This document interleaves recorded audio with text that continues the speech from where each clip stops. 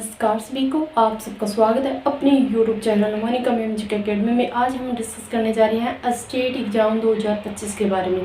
सबसे पहले तो मैं आपको बता देती हूँ कि स्टेट का एग्ज़ाम है वो कब होगा, क्योंकि आज क्या है 5 मार्च है और 2 अप्रैल को क्या है कि 12th एग्ज़ाम हो जाएंगे। उसके बाद कभी भी आपका क्या है कि स्टेट का एग्ज़ाम हो सकता है, ये बात बिल्कुल श्योर है। तो ये अपने मन में डाउट निकाल दो भी स्टेट का एग्ज़ाम कब होगा, तो 2 अप्रैल के बाद आपका एग्ज़ाम हो सकता है।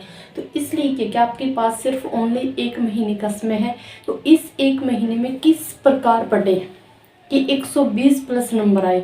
जिन्होंने कुछ भी नहीं पढ़ा है उनके लिए क्या कि एक बेस्ट रणनीति है कि अभी भी समय है। अगर आप अच्छे ढंग से ओनली 6 या 7 घंटे कंटिन्यू 30 दिन पढ़ोगे तो भी क्या कि आपका स्टेट का एग्ज़ाम निकल सकता है। लेकिन पढ़ना कैसे है ये ज़रूरी होना चाहिए। आपको अगर पढ़ना सही ढंग से नहीं आ रहा है तो आप क्या कि एग्ज़ाम नहीं निकाल पाओगे, लेकिन अगर आपको अच्छे ढंग से पढ़ना आता है आप जरूर निकाल पाओगे। तो सबसे पहले हम डिस्कस करेंगे कि पढ़े कैसे। सबसे पहले तो आपका क्या है कि टारगेट होना चाहिए कि आपको नंबर कितने लेके आने हैं। अगर आपने कुछ भी नहीं पढ़ा है तो आप अपना टारगेट 110 प्लस नंबर मान के चलो कि हमें 110 नंबर लेके आने हैं। तो 110 नंबर किस प्रकार लेके आने हैं, तो सबसे पहले तो क्या है आपको एग्जाम पैटर्न का पता होना चाहिए, सिलेबस का पता होना चाहिए कि आपका सिलेबस क्या है, एग्जाम पैटर्न क्या है। क्योंकि आपका लेवल फर्स्ट और लेवल सेकंड दोनों का एग्जाम पैटर्न क्या होता है, 90 नंबर की तो समान सिलेबस होता है। क्वेश्चंस का लेवल क्या है, अलग अलग होता है। यानी कि लेवल फर्स्ट वालों का लेवल फर्स्ट के आधार पर होता है और लेवल 2 वालों का लेवल 2 के हिसाब से होता है। तो यानी कि 30 नंबर की क्या पूछी जाती है आपकी CDP, 15 की हिंदी, 15 की इंग्लिश, 15 की रीजनिंग, 15 की क्वांटिटी एप्टीट्यूड और 15 का हरियाणा जीके। ये सिलेबस तो क्या है कि दोनों का एक साथ होता है, लेकिन क्वेश्चंस अलग होते हैं। लेवल फर्स्ट में 30 नंबर की EVS, 30 नंबर का मैथ और लेवल 2 में 60 नंबर का क्या आता है, सब्जेक्ट आता है। तो इसमें से आप जो भी पार्ट्स आपका स्ट्रॉन्ग है उसको अलग छांटो और उस पार्ट पे आप सबसे ज़्यादा फोकस करो। कुछ बच्चे तो गलतियाँ कहाँ पे करेंगे कि हिंदी है, हिंदी को लास्ट के 2 दिनों में कर लेंगे, 15 नंबर पक्के हो जाएंगे 2 दिन पढ़ेंगे तो ये आपकी सबसे बड़ी गलतफहमी होगी। क्योंकि हिंदी में सबसे ज़्यादा नंबर कटते हैं। आपकी इंग्लिश में भले ही आपके नंबर नहीं कटेंगे लेकिन हिंदी में आपके नंबर जरूर कटते हैं। और एक खास बात और है इस एग्ज़ाम की कि कोई नेगेटिव मार्किंग नहीं है। ये आपका क्या कि टारगेट होना चाहिए आपका कितने नंबर लेके आना है। ये रहा एग्जाम पैटर्न। सबसे पहले आपके जो भी एग्जाम पैटर्न है उसको देखो और जो आपका स्ट्रॉन्ग पार्ट है उसको क्या कि ज़्यादा से ज़्यादा रिवीजन करो। फिर नेक्स्ट बात करते हैं कि पढ़ना कैसे है। तो अगर आपने कुछ भी नहीं पढ़ा है तो भी क्या कि आप सबसे पहले 2022, 23, 24 इनके जो एग्ज़ाम हुए उनके प्रीवियस ईयर क्वेश्चन उठाओ। आप इन प्रीवियस ईयर क्वेश्चनों को करोगे तो आपको पता चलेगा भी किस प्रकार के क्वेश्चंस पूछे जा रहे हैं और किस पार्ट से कितने पूछे जा रहे हैं, कौन से टॉपिक से किस प्रकार पूछे जा रहे हैं। ये आपके माइंड में अगर बिल्कुल क्लियर है कि हाँ मैं इस टॉपिक को पढ़ के इस प्रकार से क्वेश्चन पूछे जाएंगे और मैं कर सकता हूँ कर सकती हूँ, तो आप ज़रूर क्या कि ओनली 30 दिन में इस एग्ज़ाम को ज़रूर निकालोगे। तो सबसे पहला काम क्या होगा आपका 2022, 23, 24 के प्रीवियस ईयर है उनको सोल्व करना है।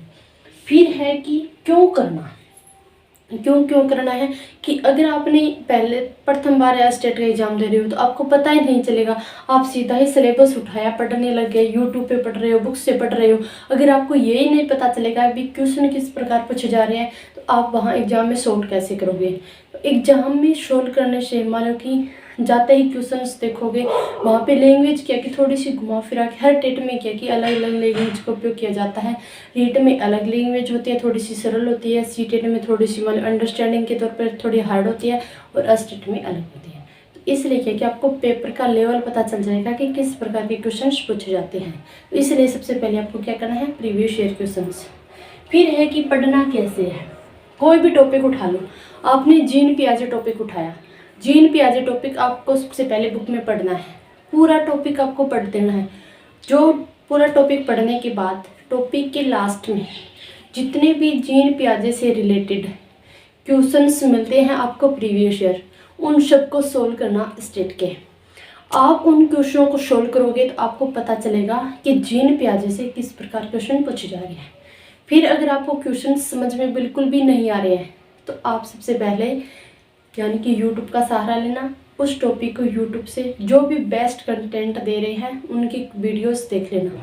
उस वीडियो को देखने के बाद फिर आप वो प्रीवियस ईयर क्वेश्चंस करना, फिर आपको पता चल जाएगा कि आपको कितना समझ में बुक से आ रहा है और कितना यूट्यूब से आ रहा है। फिर क्या है कि आप जो भी मोस्ट पॉइंट बता रहे हैं, जो भी आप क्लास से लगाओगे, जो मोस्ट इंपॉर्टेंट पॉइंट्स बताओगे, तो उनको क्या कि आप अपने बुक में ऐसे अंडरलाइन कर लेना। एक बार थोड़ा सा आपका समय वेस्ट होगा, लेकिन जब आपका एग्ज़ाम होगा और उस दौरान आप पढ़ोगे तो आपके लिए बहुत ज़्यादा सहूलियत रहेगी। इस प्रकार क्या है कि आपको पढ़ना होगा। फिर नेक्स्ट पॉइंट पे बात करते हैं। जैसे कि हम हिंदी की तैयारी कर रहे हैं, तो हिंदी के लिए आप इस कोई भी टॉपिक्स उठा लो। जैसे कि आपने संधि टॉपिक उठाया, तो संधि टॉपिक से आपको पता है क्या तो संधि विच्छेद पूछेगा या फिर संधि का नाम पूछेगा। ये तो आपको बिल्कुल क्लियर है, परिभाषाएं नहीं पूछी जाती हैं।